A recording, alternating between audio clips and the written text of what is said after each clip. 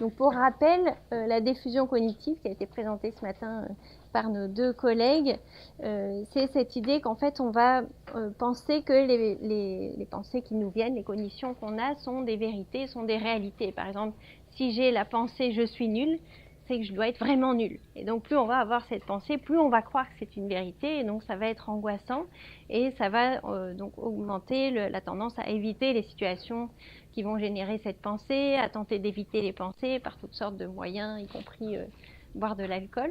Et donc l'objectif là, ça va être de trouver un outil qui peut aider les personnes à défusionner de ces pensées, c'est-à-dire à considérer que ce sont des pensées parmi d'autres, dans l'idée que c'est une compétence qu'on peut développer. Dans les thérapies, l'idée c'est qu'on va apprendre aux personnes qu'on accompagne à développer des nouvelles compétences pour pouvoir être plus flexibles dans la manière de s'adapter aux situations, dans la manière de réguler les émotions, les pensées qu'elles vont avoir.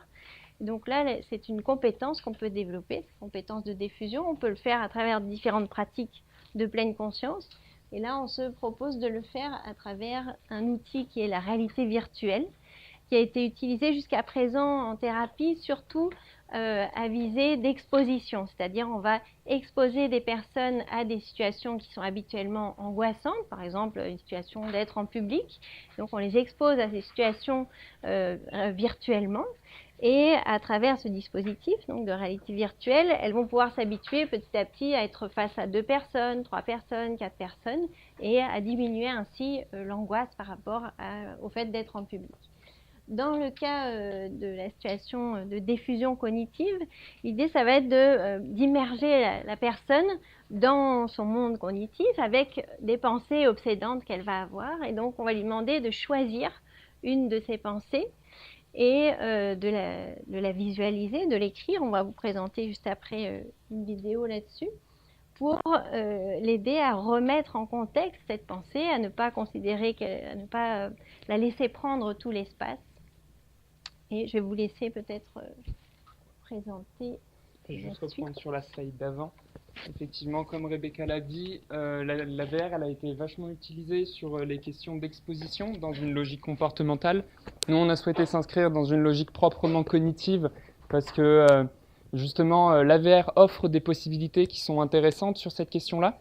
Et ce qu'on propose à travers le protocole, en fait, c'est une analogie du champ mental virtuel dans lequel on va pouvoir effectuer les opérations de la diffusion, mais de manière physique, comme par exemple écrire ses pensées, ce que disait Rebecca. Donc, les finalités et les modalités. Donc, on aborde la diffusion cognitive comme une compétence qui s'entraîne, qui se travaille. C'est pas juste une capacité. Donc, dans cette logique-là, on va tenter d'agir sur... Oui, j'ai un peu de mal avec mon micro, mais je vais y arriver. Je crois qu'il a l'air de tenir. On va essayer d'agir sur la PA d'origine, donc la première douleur que vit la personne, pour éviter qu'elle passe au stade de double peine à celle de la rumination. Donc on s'inspire largement de la philosophie stoïcienne et notamment d'Épictète qui nous enseigne « Prends garde à ce que ta représentation ne t'emporte ». La représentation étant la PA d'origine, la pensée automatique, la pensée douloureuse pour l'acronyme, et le mouvement d'être emporté, le mouvement de rumination. Donc je vais essayer de vous présenter brièvement le protocole qui est donc actuellement en cours d'expérimentation. Donc c'est un protocole qui se décline en 4 phases. Je vais avoir aussi du mal avec mon micro. Donc la première phase, le paramétrage. Premièrement, psychoéducation, diffusion cognitive, c'est-à-dire qu'on va expliquer de manière vulgarisée, simplifiée et surtout exemplifiée aux patients, aux clients. On va parler d'individus, ça sera plus simple. Eh bien, les concepts de fusion cognitive et de diffusion cognitive. Donc ça se fait en dehors de la réalité virtuelle. Et ensuite, deuxièmement, appropriation environnement réalité virtuelle. Donc là, on met le casque, on entre je vais parler de VR pour parler de réalité virtuelle. Donc là, on entre là-dedans et puis on va être dans un environnement neutre dans lequel l'individu va pouvoir s'approprier les commandes, voir un petit peu comment ça fonctionne, découvrir la perception des éléments virtuels aussi. Troisièmement, identification du thème de rumination à travailler. Là, on sort une nouvelle fois de la VR et on va donc identifier avec l'individu un thème de rumination à travailler. Alors généralement, c'est le thème qui génère le plus de rumination en ce moment. C'est un protocole qui, comme on l'a précisé, vise à développer une compétence. Donc on ne travaille pas on va se servir d'un contenu, mais donc la finalité, c'est de développer une compétence. Donc voilà, à ce stade, l'individu a connaissance des concepts, sait utiliser la VR et sait donc sur quel thème on va travailler. Les phases 1 et 2, évidemment, se passeront seulement pour la première séance. Phase 2, donc, génération de la fusion avec premièrement immersion dans la boule virtuelle des pensées ruminées. Donc c'est-à-dire qu'à ce stade, on va rentrer dans la VR et on va en fait immerger l'individu dans une boule virtuelle, une boule opaque.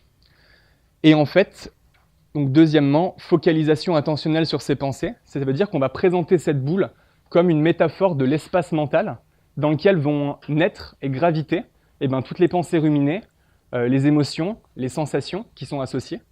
Et donc voilà, ça va vraiment être la métaphore de cet espace mental-là. Et là, on va littéralement l'inviter à fusionner sur ses pensées. Ça veut dire qu'on génère une fusion cognitive. Et donc à ce stade, on fait vraiment vivre la fusion. C'est une phase qui est très expérientielle, qui est très phénoménologique, et on fait vivre la fusion chez l'individu.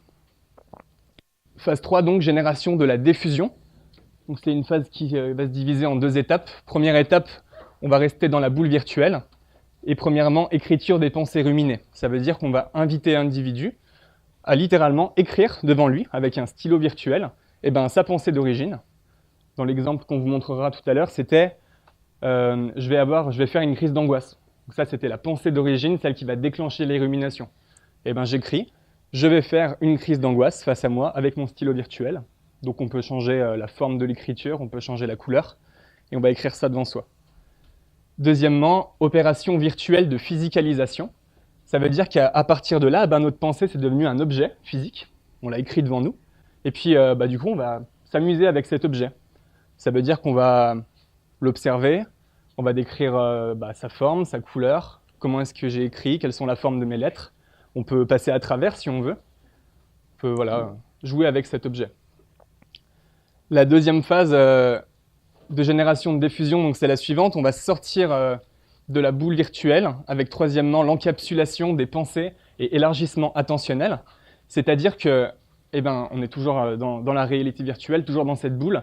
On va venir prendre physiquement cette boule et on va venir la réduire comme ça. Donc on va sortir de cette boule et là on va découvrir un environnement externe à cette boule, extérieur à cette boule, un nouvel environnement.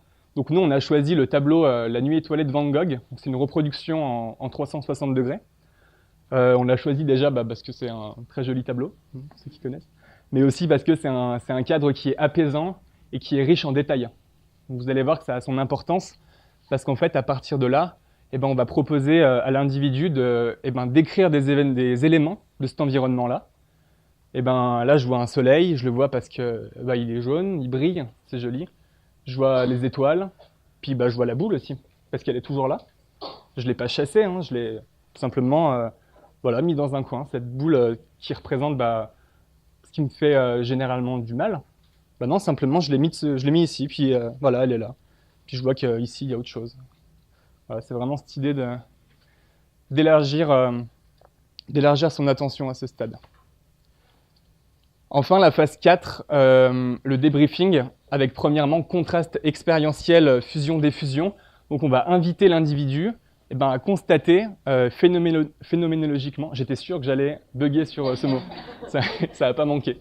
Donc de manière phénoménologique, le contraste qu'il a vécu entre la phase 2 et la phase 3, donc entre la fusion et la diffusion. Qu'est-ce que ça m'a fait de passer de ça à ça? Comment je l'ai vécu? Deuxièmement, génération de croyances alternatives de diffusion. Alors on peut demander à l'individu, par exemple, comment est-ce que la prochaine fois que ce thème-là de rumination se mettra devant vous, comment est-ce que vous pourrez faire pour mettre en place cette nouvelle compétence qui est la diffusion cognitive, par exemple? Troisièmement, prescription boule physique. Donc, c'est-à-dire qu'on va remettre Oui, cette phase se fait en dehors de la VR. Pardon. Là, on est sorti de la VR pour le débriefing. Et donc, on va remettre une boule physique, réelle, hein, si j'ose dire, à l'individu. Et on va donc l'inviter à s'en servir la prochaine fois qu'il souhaitera mettre en place de la diffusion cognitive, cette boule. Voilà, il pourra s'en servir pour ça.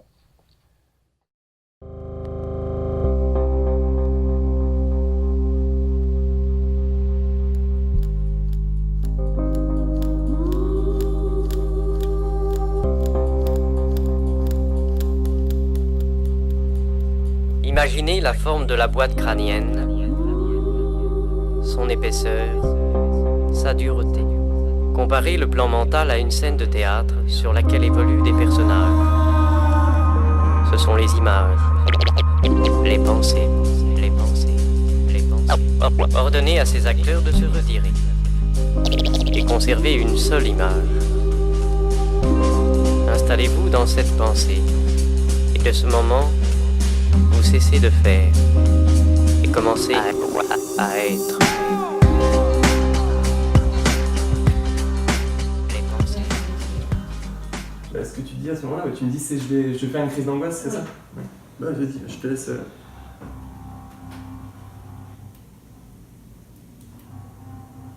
On prend le temps, Marion, d'écrire la pensée d'origine. Je vais faire une crise d'angoisse.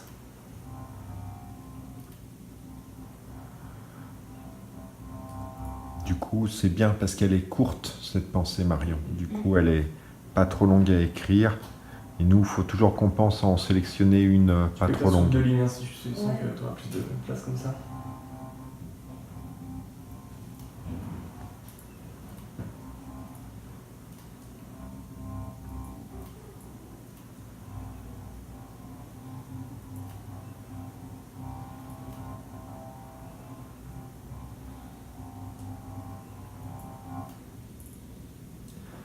Je vais faire une crise d'angoisse. Ouais.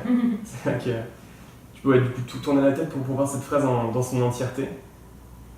C'est du coup cette chose-là que tu te disais tout à l'heure. Oui.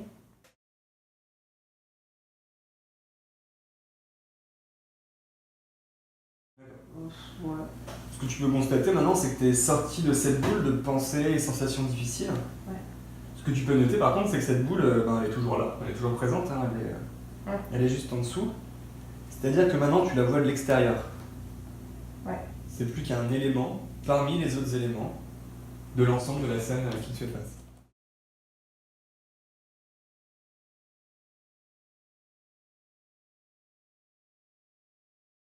La boule symbolise le type d'environnement dans lequel on se trouve quand on va mal, et que ça prend toute la place parce qu'on va mal et qu'on ressasse. Mais effectivement, quand on arrive à l'atténuer, et ben en fait cette boule elle diminue, enfin cet espace, cette négativité elle diminue.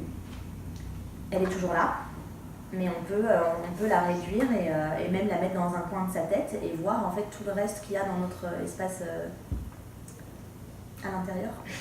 Ouais, d'accord, dans ok. nos pensées, Ouais. en fait. La nuit étoilée, moi je le vois un peu comme tout le reste en fait, l'espace disponible dans notre cerveau. D'accord, les ok. autres pensées qu'on peut avoir, des pensées qui sont positives et qui nous font du bien. C'est ce faire, le flux et le reflux. C'est alors qu'émerge l'essentiel, ce que l'on est.